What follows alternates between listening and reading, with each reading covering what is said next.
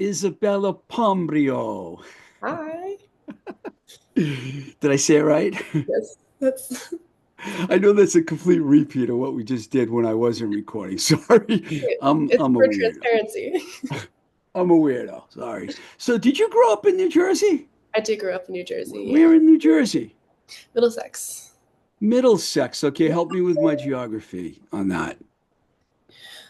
Um, Is it let's- like near New York City or northern or southern or we're around 45 minutes away from Manhattan, so not, 45 minutes outside of Manhattan? yeah, around there. So did you go into the city a lot when you were young? A decent amount. I was into theater a lot as a kid, so me and my family used to go in to see some shows, Oh, which was always nice. really fun. Nice. Um, do you remember when you first started listening to music? Were you like really young? Yeah, I was Because really young. you're only 20 years old now, I so you're young still, but I mean younger. Yes. Um, yeah. So, I remember just listening to the radio in my parents' cars when I was a little girl. I think the first song the first real song I have a memory of is like Under the Bridge. And like just I like being a little like, 3, 4 year old, and that's just like what's on the radio because my mom used to listen to like New York's classic rock, whatever was on. And I just remember just listening to whatever was on there. And it was great. I loved it. So what caught your ear like when you were really young? Were there certain bands or performers that you heard that you like, I really like this? When I was Yeah, I was big into Elvis and the Beatles when I was a little kid. Whoa, I Yeah, wasn't expecting that's not that. what you. But yeah, I was like 5, 6 years old, and I had all these like books about their music and about their lives, and I could tell you like every fact, and it was not Was what you this expected from a little girl. was this because of your parents? I mean, were your parents very musical? Yeah, um, my dad plays guitar, not professionally, but just for hobby, and he loves it. He still does, which is nice. It's good to just have that kind of in the home, something that I grew up with. And my mom loves music. She used to go to a whole ton of shows all the time when she was younger, and she still goes sometimes now when she has time to. So it was always just something that was around. Like what kind of stuff did your mom like? My mom used to be pretty big into jam bands. She loves Mo. She loves Fish, but she listens to everything. Um, she was into Nirvana when she was younger, all that good stuff. What about your dad? He's a lot more on the classic rock and metal side, so he's really big into Kiss, loves Metallica, all that kind of stuff. So Yeah, you were getting a lot of a influences wide everywhere, range. which is Like great. what really got to you? Was there something that really affected you when you were younger that you said, I really like this? Yeah, I think I was 8, so oh my goodness. 12 years doesn't sound like a super long time, but it's kind of it's not nothing. I got really really into My Chemical Romance, and they've been my favorite band since then. Um, Really? so yeah, See, when you listen to the band that you're in, compared to your solo stuff, when you listen to Good Damage, I hear that, but when I listen to your solo stuff, I would never have expected you that you wouldn't were necessarily into. guess. Yeah, the songwritery thing doesn't really line up. Yeah, we're going to get into it more, but you're living kind of a double life as far as your music goes, which makes me really interested in you. So you like those kind of poppy punk bands, Yeah, but definitely. was there other stuff too? I mean, you mentioned Elvis and the Beatles. I mean, did you have records or how did you listen to music? Yeah. So when I was younger, I didn't have any records. I started my collection a bit later when I was a little bit more responsible. But my dad has a pretty big record collection. Um, so we'd throw something on sometimes, and he has just, you could just look through and like see like his whole life, and then whatever else he wanted to collect. Did he So have a lot of records?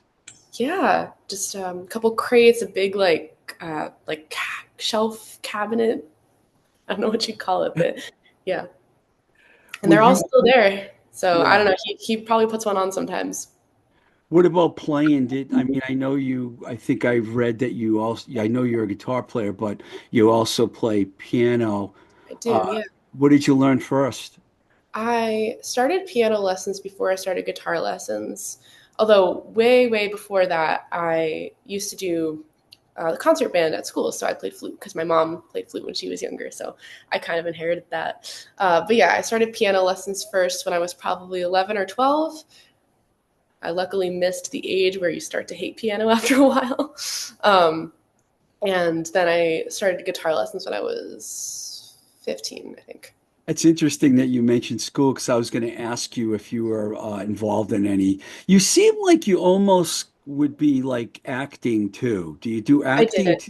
Yeah, I definitely used to. Um, don't have as much time for it anymore, but I did a lot in middle school, high school. So you were in a lot of high school plays. Were you in the choir too also? Yeah, I kind of just did everything I could. And you mentioned the flute. Yeah, Wow. That was the first thing you learned, huh? that was the first thing I learned. Yeah. Do you ever pick up the flute anymore? I don't have it with me in Nashville, but I sometimes when I'm home, I'll take it out of the box and see if I still have the chops for it.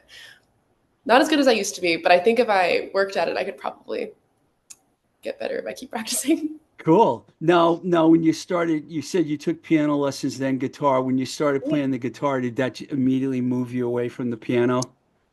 Honestly, no. I was part of the reason I was learning piano was so I could self-accompany myself better.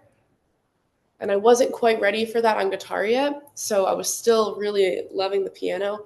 Um, Although I really didn't have any, um, I wasn't learning much classical technique because I was mostly learning for popular commercial music and to kind of work on some stuff I was doing with a band at the time. But I still loved it because it was all fun stuff I was doing on piano. I was still playing like Radiohead and Kansas and stuff like that. And then the guitar, I was like, all right, I'm just learning the fundamentals, and then like slowly I'm working up to be able to play what I want. But I mean, it definitely like changed the game for me.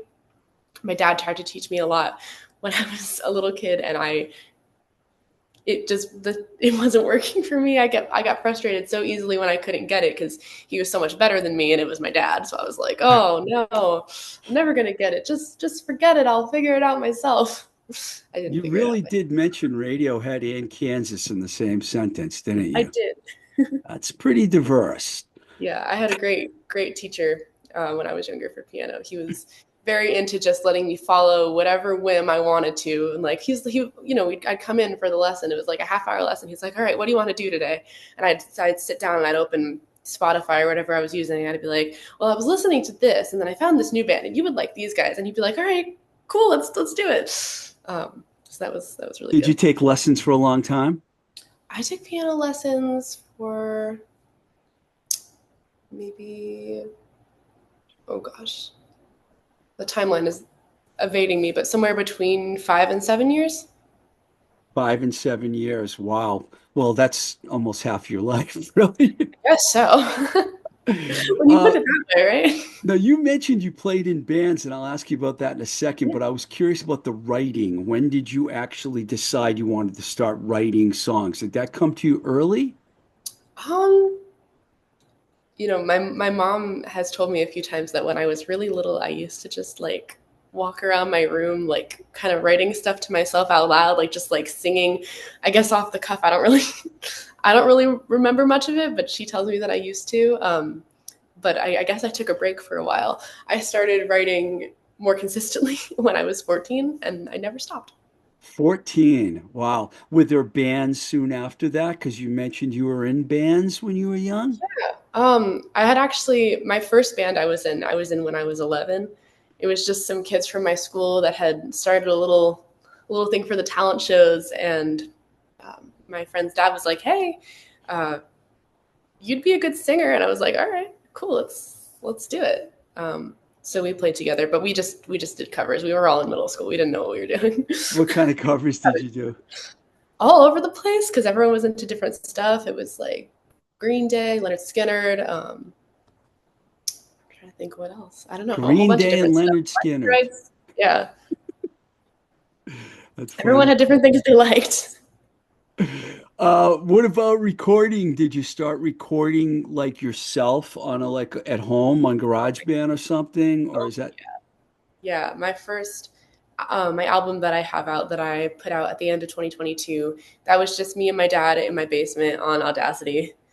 And at this point, looking back, I'd love to maybe re-record some of that to get some better quality sound production on it. Just the more that I know and people that I record with now. But I mean, it was just such a great time to do with my dad, and it was a lot of fun. So I'm still happy with it. I want to talk to you about that 2022 self-titled record, but first I have to ask you, in 2020, that would mean you were probably like 15 years I was old. 15. Yeah. What was it like? I don't think I've asked anyone Yeah. your age this question, but what Oh, was it like being 15 in the middle of a pandemic oh, it and was being so like a outgoing person like you are? yeah. It was definitely weird. Um, the doing school online was tricky. It's hard to find it in yourself to just like want to want to get up and do it every day and sit on like a Zoom call like this for 8 hours for school, because it's just that's just not how we're used to learning, you know. But I gotta say, probably the hardest part of it, to be honest, was we moved band and chorus and theater and everything just online, and it was like, how do we do this? How do we practice? How do we, whatever? It'd be like, all right, everyone mute yourself. We're gonna do a run through. Watch me conduct. And the camera's glitching and you can't see what's going on. Um, so it's definitely interesting, and not being able to go to shows, play shows for a while was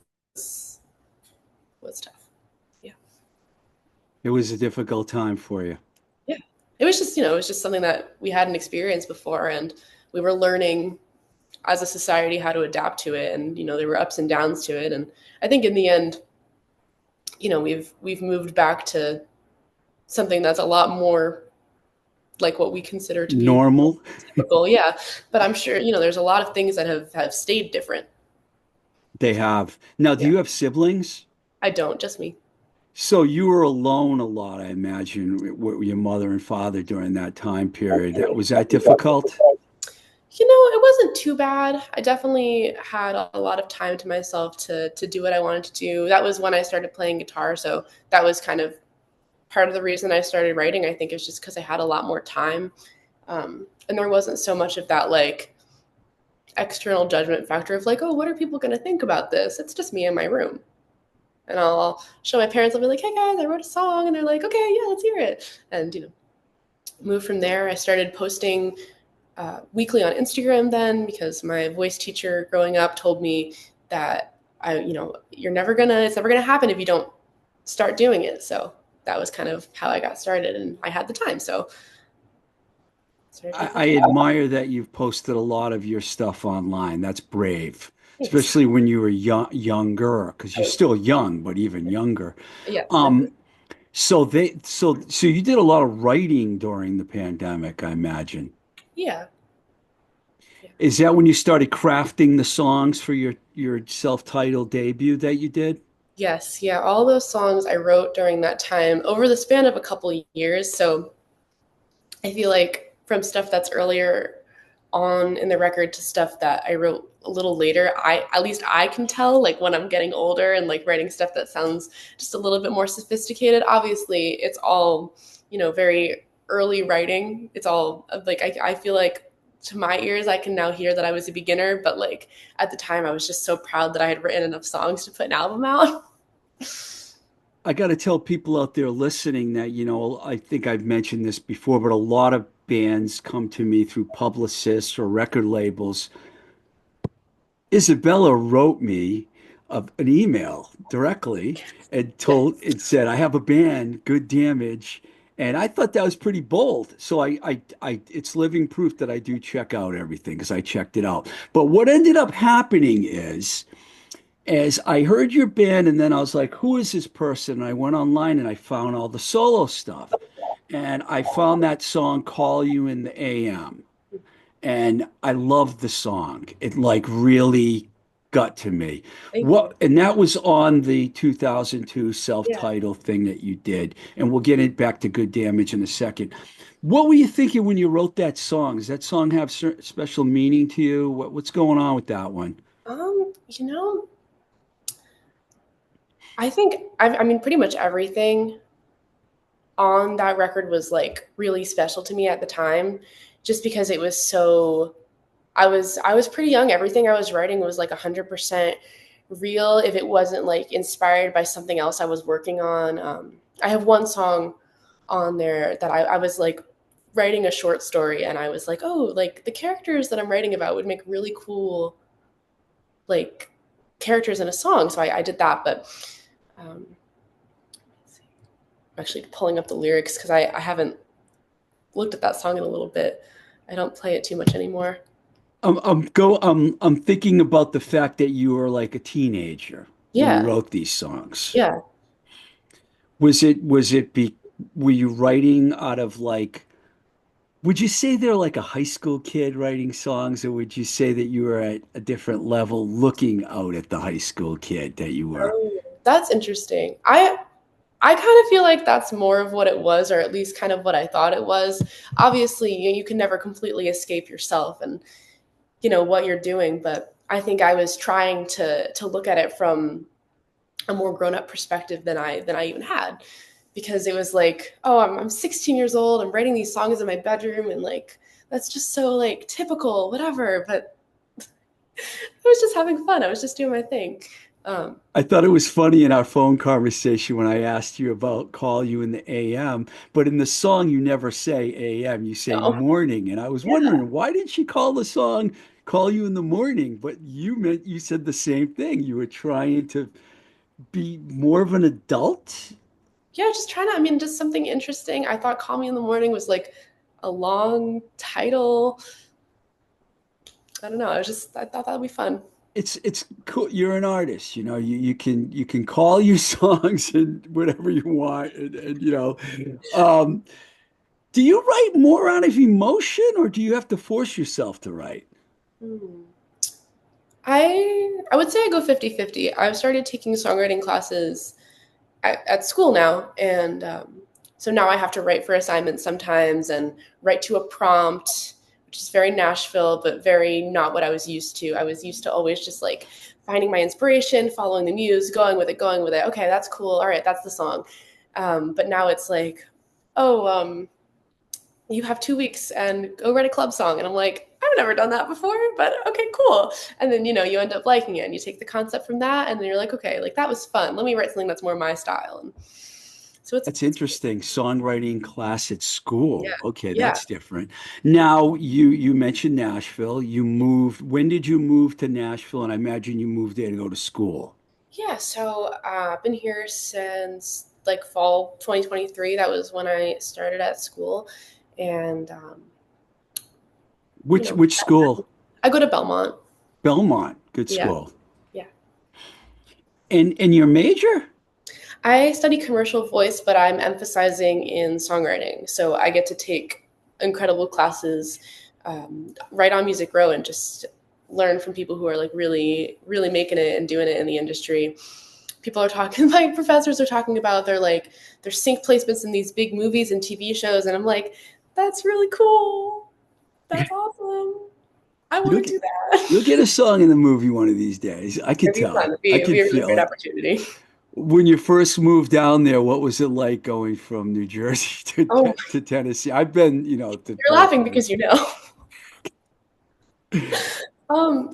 Life moves a little slower down here, um, which, if you can learn to appreciate it, can be really nice moving from the East Coast where everything is like this. Our emails are responded to fast. Our coffee is hot. Our coffee is cold.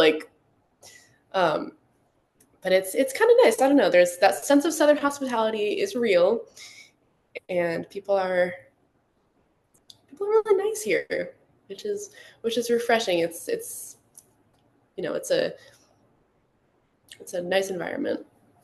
So you But like it's it? definitely different from Jersey. Yeah. Yeah, no, it's nice. It's a good city. It's a lot more like neighborhoods than a straight metropolitan area, which makes for a really interesting place to live.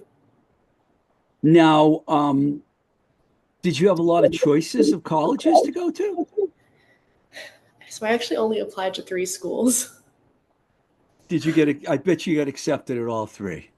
Fortunately, I did. I'm very grateful for that. Belmont was the school that I really fell in love with, but I also um, had a look at Berkeley, and I had a look at there was this great school in like kind of rural Pennsylvania that just happened to have a really excellent music program that I looked at as well. Um, and that was where I applied. I applied to those three, and I picked the one What was in the school in PA? Kutztown. Oh, and you said Berkeley School of Music? Yes, Oh, you didn't come to Boston. I didn't. That's interesting But because I know I did like Berkeley when I looked and when I auditioned. It just wasn't the place for me. is there any reason why you think that? Um, Honestly, I think just a different energy to it. Berkeley is very much like a city school, and Belmont is a school that's in a city. At Berkeley, you're like living above the fire station, and it's just it's a little bit more of a fast paced environment. Yeah, you get thrown right out in the street when you're on Boylston Street in Mass Ave, Yes, you do. Yeah, I've been to Berkeley many times. I know what you mean. Yeah, if you want something slower, that's not where you want to be. Yeah. So, let's talk about your band, Good Damage. Did you meet these guys down there in Tennessee? No, actually, um, so I used to go to like a music school after school kind of thing that I did. That was where I took my lessons, and they used to have kind of like house bands there, similar to School of Rock, but just one location owned by some of the teachers that were there. And I used to do one of those bands. I was a member of one of them, and some of us wanted to kind of work on like a little side project that wasn't involved with the school, really, so that we could write music and play our own shows that we could book ourselves. Just there were places we wanted to play, things we wanted to try out, and just see if we could make anything happen for ourselves. So that was like the very very first beginning lineup. Hmm. We had a couple different names, and I don't remember what any of them were anymore because it was a few years ago. That was, I think, 2021. And then slowly we kind of started to find a group and a sound that made sense. Um, our guitarist, Darren, I actually went to middle school and high school with him. We grew up together, and, he was just someone in town that I knew played guitar, and we'd done some stuff together in school. And I was like, hey, do you want to be in a band? And he was like, yeah, I want to be in a band. So that was kind of how we worked that out. And then we've had a couple other lineup changes over the years, but Darren's still with us. So So your band's in Jersey and you're in Tennessee. yeah, Is that hard? it can be. The time difference sometimes makes it tough too for like scheduling. I'll get an email and I'll be like, guys, and they're asleep, which is okay. um, but you know Yeah. what? Wait, that's my bad for being an hour behind. That's not them. I fly back when I can for shows, and we just do what we can. So many times it's like, hey, I found this show on a Saturday night, and I know it's the middle of the school year, but I'll fly home on Friday. And do you guys think you can get together Saturday morning to practice, and we'll have lunch, and then we'll all go to the show together? And they're like, yeah, which is great. I couldn't ask for better people to work with that are just ready to get up and go and make it happen when it's possible for us to. Yeah, That's cool. That's good that you have people that are willing to do that. it's great. Um, when you hear someone describe the band Good Damage as alt rock or pop punk, does that description work for you? I mean, I know you mentioned My Chemical Romance. I'm thinking there's other bands in that vein that you're into as well. Yeah, a whole bunch. But yeah, I would say that feels pretty apt. That's at least the vein of what we're going for. Obviously, we don't want to put ourselves in too small of a box because, I mean, we've only been together for 2-3 years playing consistently, so we definitely still have time to continue defining and refining our sound and seeing the direction that we want to go in. But that's definitely what I'm most inspired by. So And the track Forget November, did you write that one and bring it to the band, or was it a collab? That one, yeah, some of our stuff has been a little bit collaborative with just like kind of like, okay, like, what guitar line do you think would sound good here? And like, let's work on something like harmonically that'd be interesting. But that one was 100%. I wrote it on acoustic and I was like, hey, can this be power chords instead? And everyone was like, yeah, let's do it. Do you have a problem bringing your own songs to these guys? Are they very accepting? Do any of them write also, or are you the primary songwriter? Um, as a group, we're kind of learning how to write together. I am the primary songwriter as of things so far, but we definitely, as we can find more time to get together to write, it'll be easier for us to all like collaborate on it. But like definitely it'll be like, oh, Darren will send in like, he'll be like, oh, like here's the thing I've been working on guitar. What do you guys think? It'll be like, oh, that's awesome. Next time we practice, let's work on it. Like, well, we'll figure something out. So The live footage I've seen, I haven't seen you with a guitar. Do you play guitar with the band too, or do you just sing when you're with the band? I do from time to time.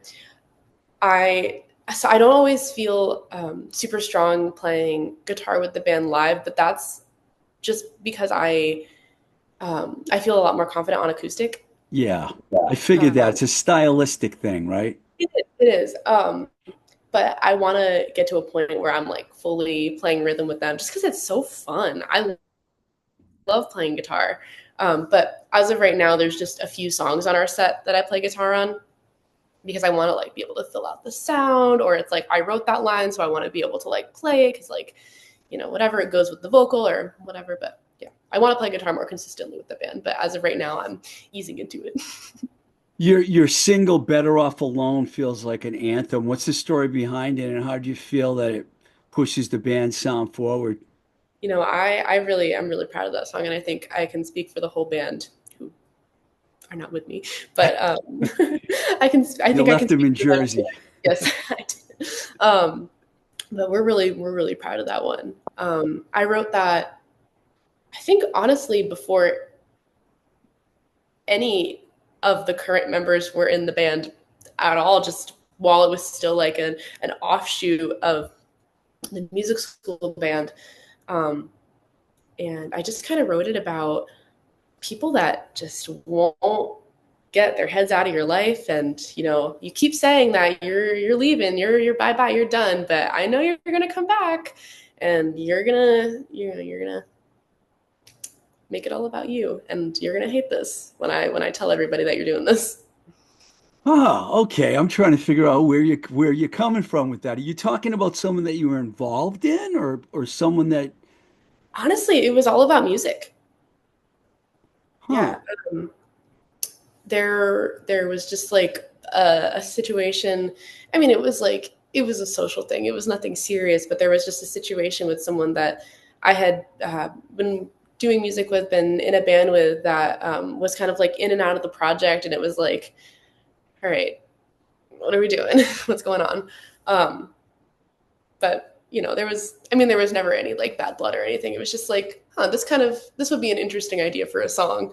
But it's turned into, I think, at least for me, like a very like powerful feeling lyric. And I think you can relate it to a lot of things. You could relate it to a relationship, a friend, whatever. I love that you write that way. I do. Thanks. Um, you guys opened for La La's recently. I Yes. saw somewhere. That's a pretty cool band to play Yeah, with. How did that? that was an incredible opportunity. We were all really grateful for that. What venue was that at? That was at the House of Independence in Asbury Park. Asbury Park, still the rock place. Absolutely, it is. Yes. I used to go there a lot, but it's been a few years Yeah. since I've been there. So what's next for Good Damage? Can fans expect an EP or an LP or something full time soon, full album soon, or? Would be really great. We're getting to work on that. We are actually recording our next sig hang on, our next single later this month. So that's exciting. Um, and then from there, I think once we kind of tune some things up, get maybe one or two more songs in there, we can hopefully expect an EP soon. That's the goal. What about getting out there and playing other cities? That would be great. Yeah, we're trying to get a show down in Nashville. Just kind of depends on when everyone can get down here. Um, but we'd love to play anywhere. Any, Boston, get over everywhere, wherever we did you can. ever do anything in New York City yet? We had the opportunity to play at the Delancey in New York City, which Mhm. was really great. It was I think that was back in December, which was a lot of fun. It was definitely a small show because it was. I think it was it a weeknight or was it snowing or something. Something was it was made it tough to get down there. I think it was the weather, but it was really nice. It was a nice little intimate show, and it's always fun to be able to just like have that space, share it, and get to listen to the other bands and just enjoy your time. But, yeah. I feel fortunate that I'm talking to you because I feel you're so fresh and new that Thank you you. haven't really developed fully yet into what you want to do, especially as far as the band goes. Yeah. Um, but as a solo artist, you play a lot. You've played a lot more shows as a solo Yeah. artist out in clubs and coffee Yes. shops and things. In Yeah. fact, I saw that you have a gig. This episode might not be out by this date, but I know you have a date in Franklin, down right outside of Nashville, on Saturday. July 12th. What's that all about? That's a solo gig, right? Yeah. I actually got that opportunity through the music school that I used to go to. Um, every summer they try to do like a little tour and like visit a couple cities to play some shows with their house bands, whoever is kind of like the most senior band, and give them the opportunity to play somewhere other than where they're used to in Central Jersey. And this year they happened to be coming to Nashville, so my vocal teacher reached out to me and she was like, "Hey, like, would you like to play a set?" And I was like, "Oh, that'd be great. It'd be great to see you guys." So that's So kind you're of how going to that. focus on your solo record on that one Yeah, for songs. Do you have a yeah, lot of new songs that you've been I writing? do. Yes, I have a lot of stuff that I'm sitting on right now that's unreleased that I'm really excited to refine and get out there as soon as I can. Um, I have a new song that I'm hoping is going to come out next month, which is exciting. As soon as I get that settled with the distributor, it'll be good. But So yeah, you're basically gonna you've only done digital so far releases, right? You don't have any physical. I do actually. You do? Yes, it's all been done like completely DIY, but I do. Um, I have CDs of my album that are out and about circulating. Um, I think they're in one or two stores that I've gone to and very nicely been like, "Hey, would you like to carry some CDs? You can sell them for however much you want." I just love to be in a store, and I'm really grateful that a couple of people have agreed to sell them. I've done some cassettes for my solo stuff and for the band, which people love at shows. Everyone's so excited when someone still is making tapes, and I think they're really cool. I think it's just great to be able to collect something, to have some physical media. And then actually a couple years ago, I'm not sure if you're familiar with Least of All Records, but they're based out of Brooklyn, and I had the opportunity to go in and do some 7-inch lathe cut like live recordings of some of my songs for people that pre-ordered them, which was really cool. I know a podcaster that would like some of this physical stuff that'd be willing to give you an address when the interview's over. Oh, Me. yay! Okay, I'm still into I'm way into vinyl, but I okay, listen to yeah, CDs. Now, Asbury Park Brewery on July 29th, that's a yeah, show that we can promote. That's another solo show. yes. So you're in Nashville now, but school's over? School's out. Yeah, I'm here for part of the summer. I'm gonna play some shows, maybe get in a couple writers rounds. That's the big thing here. That's way different from Jersey. It's interesting to just like kind of like play in a circle with your peers, and it's nobody's show. It's for the audience, and it's really interesting. Yeah, well, Phoebe Bridgers, Taylor Swift, Haley from Paramore, they all live down in Tennessee, right? Yeah, So yeah. your neighbors with some pretty good rock stars. I'd say so. Yeah. I'm sorry, the Asbury Park Brewery Yeah. show. That's a solo show, and is that like your home base place that you like to play the most? Um, all around Jersey, I've really been enjoying playing in Asbury. It's a little bit of a drive for me, but it's well worth it. It's a really great area. Um, Plus, I feel like there's so many great places to be like, oh, come down, yeah, get dinner, go on the boardwalk, and then watch me play. Please come hang out. Yeah, that's always been a great spot for venues. Um, how do you plan to balance the two sides of your musical your ego and your alter ego as far as the music goes for the future? I mean, you just is it gonna be like this moving forward? I'm still figuring that out. I love the solo stuff. I love the band stuff. I actually have another band here in Nashville that's all people I go to school with, which is like a different sound from the other stuff too. Um, so I just got to make sure I'm not putting too many of my eggs in one basket to try to keep everything balanced. Luckily, the solo stuff is easy to just be like, all right, I'm going to send out these emails and then let me figure out the schedule with the band, and then I balance it the best I can. I'm kind of thinking that you have your mind made up that you're gonna be a singer and a musician, Yeah, period. I gotta be. That's the path for me. Of course, I'd love to work anywhere, in the industry. I've had experience teaching music, and I love doing that as well. I'm sure I'll probably pursue that to some degree in my life again, just because it was such a rewarding experience. I used to teach at my music school back home. There was a class for like young kids, and I taught them how to play drums and guitar, and that was fun too. Well, so um, you're whether you're on stage or off stage, it's going to be pretty much the music thing for you. yeah, Yeah, yeah, that's definitely. why we're talking. I could figure that out from you right away. Before you go, I want to ask you about what you're listening to these days. Now, I was going to interject earlier and mention Avril Lavigne and Olivia Rodrigo, and it seems like when I hear Good Damage, I'm kind of hearing that's a direction. Are those Hmm. artists that you like, or who do you like? I love Avril Lavigne. I grew up listening to her. I actually haven't listened to too much Olivia Rodrigo. I feel like she got popular like just after I was into that kind of pop music, but I think her stuff is great. She's doing amazing things. I love that she's um, bringing a little bit more of a rock forward pop sound to a wider audience and to a younger audience, Mhm. and to like showcasing more women fronted art, like artists and bands in that kind of respect. So I think she's doing great stuff. So I appreciate the comparison. um, but I don't know, I've been listening to a little bit of everything, a lot of Pierce the Veil lately. um, let's see. Do you stream mostly? Yeah, mostly. Yeah. I want to get more into collecting physical media just because I think it's great, and it's a great way to support people that you really care about and that you want to give your dollar to. But yeah, a lot of like emo, pop punk, Midwest emo, math rock kind of stuff. Anything like that, I've been really into lately.